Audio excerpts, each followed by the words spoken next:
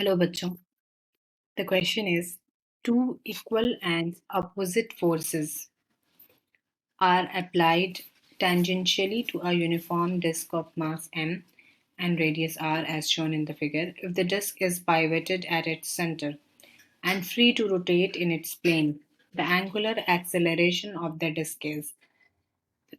तो ये एक डिस्क है जिसका रेडियस r है और मास m as given in the question.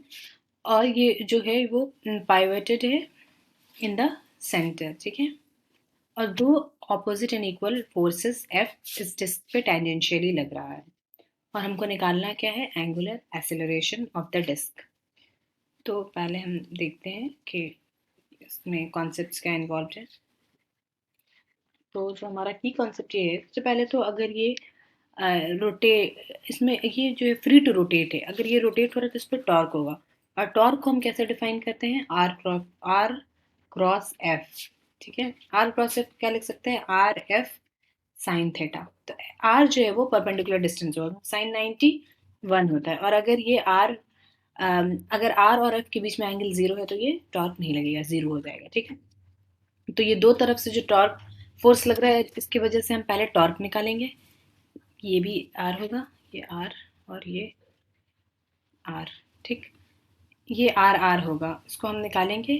Are क्या है, तो फोर्सेस तो ऑपोजिट है लेकिन जरूरी नहीं है कि टॉर्क भी ऑपोजिट हो. ये जब हम कैलकुलेट करेंगे इसका डायरेक्शन तो पता चलेगा. ठीक है. आर क्रॉस एफ से एक चीज तो ये हो गई. दूसरी चीज हम जानते हैं कि टॉर्क क्या होता है, आई एल्फा. आई क्या है, moment of inertia of the disc, and alpha angular acceleration. हमको यही निकालना है. तो जैसे F is equal to M A होता है उसी के एनालॉग में रोटेशन में tau is equal to I alpha. और आई फॉर अ डिस्क के लिए क्या होता है, अगर रोटेशन एक्सिस है perpendicular to the plane and passing through the centre, तो क्या होगा, आई अगर मान लेते हैं हम उसको जेड जेड डैश से डिनोट करते हैं तो वो is given as M R square upon two. ये सारी चीज़ें इन्वॉल्व होगी और ये क्वेश्चन सॉल्व होगा. सबसे पहले तो हम टॉर्क निकाल लेते हैं इन दोनों फोर्सेस का. इस फोर्स को F1 मान लेते हैं और इस फोर्स को F2.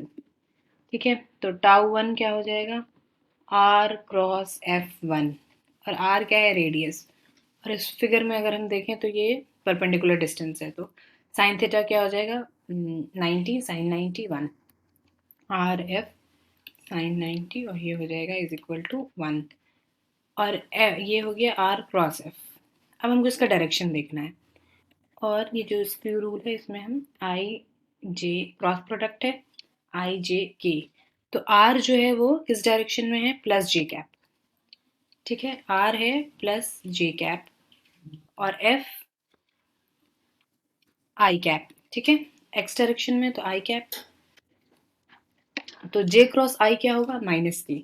आई क्रॉस जे होता है के, तो जे क्रॉस आई माइनस के. यानी टाउ वन जो हो जाएगा वो हो जाएगा आर एफ माइनस के. जे क्रॉस आई क्या हो गया, माइनस के. माइनस के कैप. ये हो गया डायरेक्शन. मतलब ये इनसाइड द प्लेन लग रहा है, इनटू द प्लेन. टॉर्क का डायरेक्शन इनटू द प्लेन है. वैसे ही अगर हम टाउ टू देखें तो ये हो जाएगा आर क्रॉस एफ टू. तो ये होगा आर एफ साइन 90. और आर क्रॉस एफ अगर हम इस केस में देखें एफ टू के लिए, तो एफ टू है माइनस आई कैप. और ये किधर है आर, ये माइनस जे कैप. ठीक है.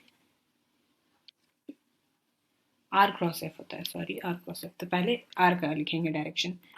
तो आर है माइनस जे और एफ है माइनस आई.